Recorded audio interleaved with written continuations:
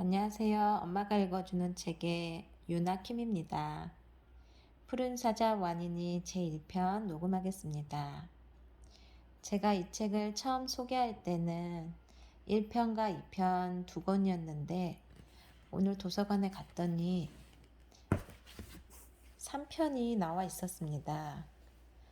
2월에 나온 따끈따끈한 책이라고 합니다. 여러분도 대여나 구입하셔서 읽어보셨으면 좋을 것 같아요. 읽어보시면. 그럼 제1편 푸른 사자 와니니 1 녹음하겠습니다. 와니니는 자신이 마디바의 사자라는 사실이 더없이 자랑스러웠다. 사자로 태어나다니, 마디바의 아이로 자라다니, 세상에 그보다 더 멋진 일은 없었다. 더구나 와니니는 암사자였다. 나날이 엄마들을 닮아가고 있었다. 다리의 점박이 무늬가 희미해지면서 온몸이 황금빛으로 물들어갔다. 사자다! 사자가 나타났다! 사자의 그림자만 나타나도 온 조원의 동물들이 벌벌 떨었다. 멀리서 표 소리만 들려와도 허겁지겁 도망쳤고 황금빛 털 한 오라기만 보여도 겁에 질려 얼어붙었다. 사자들은 거칠 것이 없었다. 누구도 사자의 앞길을 가로막지 않았다. 성난 코끼리 떼만 빼고. 오늘은 취향 코끼리 이야기를 들려주마. 옛날, 그러니까 우리의 할머니의 할머니의 할머니의 할머니의 언니가 겪은 일이란다. 건기로 접어들고 두 번째 달이 떠오르던 무렵의 어느 날, 그 순간 와니니는 랄라 엄마의 한숨소리를 들었다. 들으려 해서 들은 게 아니었다. 귀가 밝은 덕분에 먼 소리까지 저절로 들린 거였다. 와니니는 한숨소리가 들려온 쪽을 돌아보았다. 어른 사자들이 큰 언덕 위에 모여 앉아 있었다. 걱정스러운 목소리들이 잇따라 들려왔다. 비가 오지 않는 계절로 접어든 지 벌써 2달째야. 작은 웅덩이는 이제 물이 말라버렸어. 사냥감도 눈에 띄게 줄었고. 4개의 강이 있는 초원으로 또 가볼까? 버팔로 한 마리만 잡으면 모두 든든히 먹을 수 있는데. 그때 마디바의 호통소리가 울렸다. 어리석은 소리! 마디바는 못마땅한 듯 으르렁거리며 딸들을 나무랐다. 초원의 동물들이 한창 예민해질 때야. 이럴 때 무투의 영토를 침범하는 건 안 될 말이야.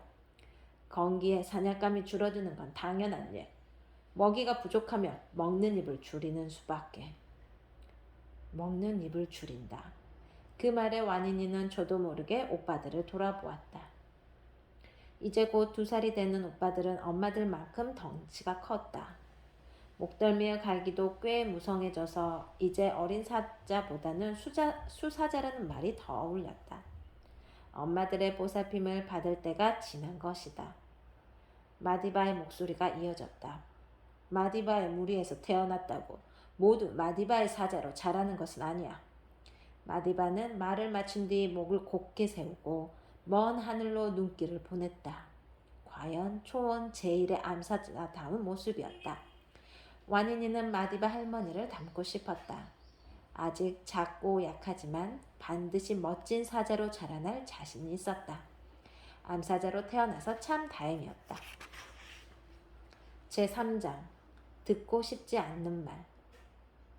동이 트기 전 어둠에 잠긴 지평선에서 서서히 빛이 새어나올 무렵이었다. 은가래 강으로 간다. 마디바가 무리를 이끌고 길을 나섰다. 이제 물을 마시려면 용토의 끝에 있는 은가래 강까지 가야 했다. 건기가 시작된 지 1달 만에 작은 웅덩이들은 대부분 말라버렸다. 큰 웅덩이에는 아직 물이 많지만 마음 놓고 드나들 수가 없었다. 하마 때문이었다. 하마는 숨쉬는 것도 귀찮아할 만큼 게으른 데다 남에게 도통 관심이 없다. 초원에 큰 불이 났을 때도 남들이야 죽건 말건 상관않고 저희들끼리 느긋하게 물놀이를 즐겼다. 그러다 뭐가 마음에 안 드는지 갑자기 불같이 화를 낼 때가 있다. 죽고 싶으냐? 딱 한마디를 던진 다음 큰 입을 1m 넘게 쫙 벌려 다짜고짜 상대방의 목덜미를 물어버린다. 그것으로 끝이다. 상대는 이유도 모른 채 그대로 목숨을 잃는다. 먹지도 않으면서 목숨을 빼앗는 그 성미 때문에 초원에서 가장 잔인한 동물이라고 손가락질 받지만 하마들은 아랑곳하지 않는다. 초원의 동물들은 하마를 슬슬 피한다. 사자도 되도록 하마와 부딪히지 않으려고 한다. 변덕스러운 동물을 상대하는 건 피곤한 일이다. 마디바 무리도 마찬가지였다. 근처에 큰 웅덩이를 두고도 하마들을 피하느라 멀리 은가르 강까지 가야 했다. 번거롭지만 어쩔 수 없는 일이었다. 그런데 와니니가 평소와 다른 분위기를 느꼈다. 아무래도 웅덩이가 너무 조용했다. 하마가 숨을 한번 내쉬면 원숭이 82마리가 동시에 숨쉬는 것만큼 큰 소리가 난다. 하마가 물에서 앞발을 조금 움직이기만 해도 임팔라 50마리가 동시에 물에 뛰어드는 것만큼 요란한 소리가 난다. 그런데 웅덩이에서 아무 소리도 들리지 않았다. 하마들이 있다면 그렇게 조용할 리 없는데. 그렇다면 하마들이 그 웅덩이를 떠났다는 뜻이었다. 와니니는 목을 쭉 늘여 앞을 보았다. 마디바 할머니의 우람한 뒷모습이 보였다. 마디바 할머니한테 말할까? 만약 하마들이 떠났다면 멀리 은가레 강까지 가지 않아도 되잖아. 그럼 다들 좋아할 텐데. 그런데도 쉽게 말이 나오지 않았다. 와니니는 마디바 할머니가 영 어려웠다. 와니니만이 아니었다. 어린 사자들은 모두 그랬다. 혹시나 야단 맞을 일을 하게 될까봐 아예 마디바 근처에 얼씬거리지도 않았다. 오직 말라이카만 마디바에게 편하게 말을 걸고 심지어 장난도 쳤다. 마디바도 말라이카를 각별히 아꼈다. 대단한 사냥꾼으로 자랄 거라며 대놓고 기대감을 드러냈다. 말라이카를 생각하자 와니니는 오기가 났다. 줄지어 가던 대열에서 벗어나 마디바에게 뛰어갔다. 할머니! 마디바 할머니! 마디바가 걸음을 멈추며 못마땅한 눈길로 와니니를 돌아봤다. 와니니는 대번에 주눅이 들어 목을 움츠리며 눈길을 떨어뜨렸다. 마디바의 묵뚝뚝한 목소리가 들려왔다. 무슨 일이냐? 와니니는 간신히 눈을 들어 마디바 할머니를 봤다. 괜히 나섰나 싶어 후회가 됐지만 이미 엎질러진 물이었다. 게다가 무리에 도움이 될지 모르는 이야기였다. 와니니는 고개를 숙인 채 작은 소리로 입을 열었다. 할머니, 두 번째 웅덩이가 너무 조용해요. 잠꼬대 소리 하나, 물방울 소리 하나 들리지 않아요. 하마들이 없는 것 같아요. 물을 찾아 더 큰 웅덩이로 떠났나 봐요. 와니니의 목소리가 조금씩 커졌다. 말을 하다 보니 저절로 배짱이 생겼다. 장한 일을 하고 있는 거였다. 무리의 그 누구도 모르는 사실을 먼저 알아냈다. 마디바 할머니도 크게 칭찬할 것이다. 와니니는 고개를 들어 마디바를 봤다. 그런데 마디바가 험상궂은 얼굴로 와니니를 노려보고 있었다. 와니니, 내 자리로 돌아가. 와니니는 귀를 뒤로 바짝 눕힌 채 들락말락한 소리로 다시 입을 열었다. 그렇지만 똑똑히 들었어요. 두 번째 웅덩이. 와니니, 네가 무엇을 보고 들었는지는 중요하지 않아. 오직 우두머리의 명령에 따라라. 그것이 사자가 사는 법이야. 마디바는 그렇게 말하고 다시 걸음을 옮겼다. 무리의 사자들이 차례로 와니니를 스쳐 지나갔다. 말라이카가 와니니 곁을 지나며 들으라는 듯 혀를 쳤다.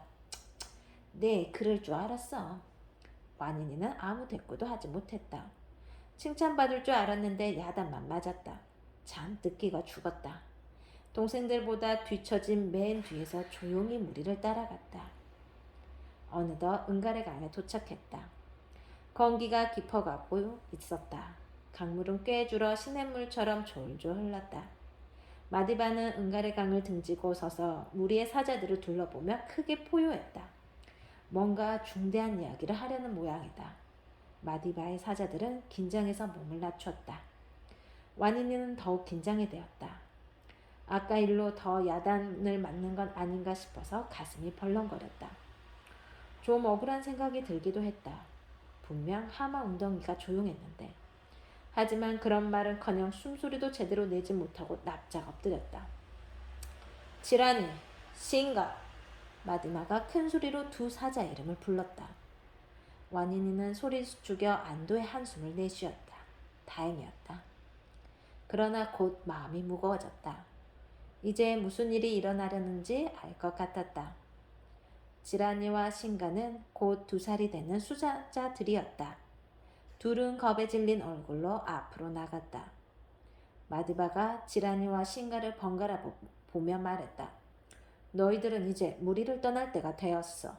이만 가야 할 길을 가거라. 암사자들은 어른이 된 다음에도 무리에 남아 엄마들의 대를 잇지만 수사자는 다르다. 수사자는 갈기가 자라며 무리를 떠나야 한다. 여느 사자 무리에서나 일어나는 일이다. 하지만 지라니와 신가는 그 사실을 당연하게 받아들일 수 없었다. 마디바 앞에 엎드려 애원했다. 할머니, 때가 좋지 않아요. 건기해요.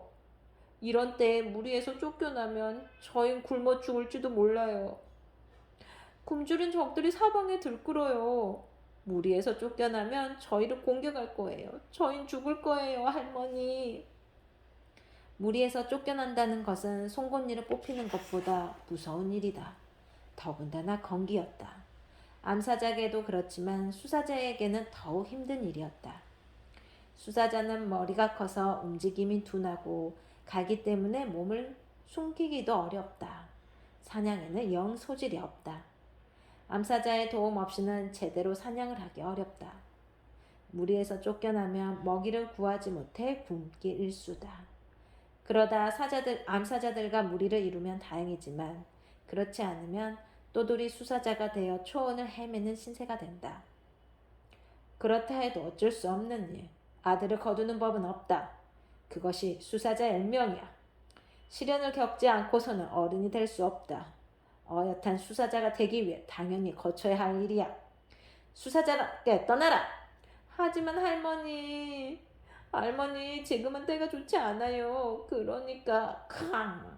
마디마가 사납게 포효하며 아빠를 확 치켜들었다. 일어나라. 마디바의 아이답게 당당하게 떠나라. 지라니와 신가는 은갈의 강을 건너 초원으로 떠났다.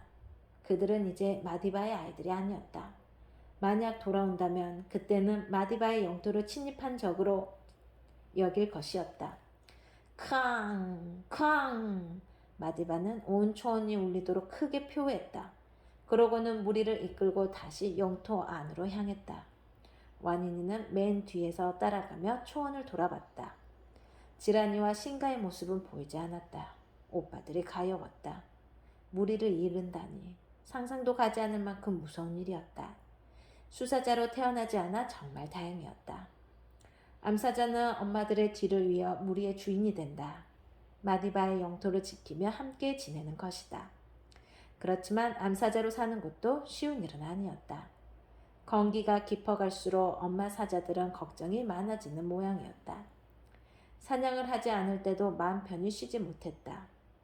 하지만 완인이는 아직 1살, 더구나 마디바의 아이였다. 건기에 대한 걱정 따위 하지 않고 마음 편히 놀아도 좋았다. 마침 흥미로운 소리가 들렸다. 어린 뱀이 풀숲을 지나는 소리가 분명했다. 얘들아, 잠깐만 조용히. 완인이의 말에 어린 사자들은 일제 입을 다물었다. 기대에 찬 얼굴로 완인이를 보았다.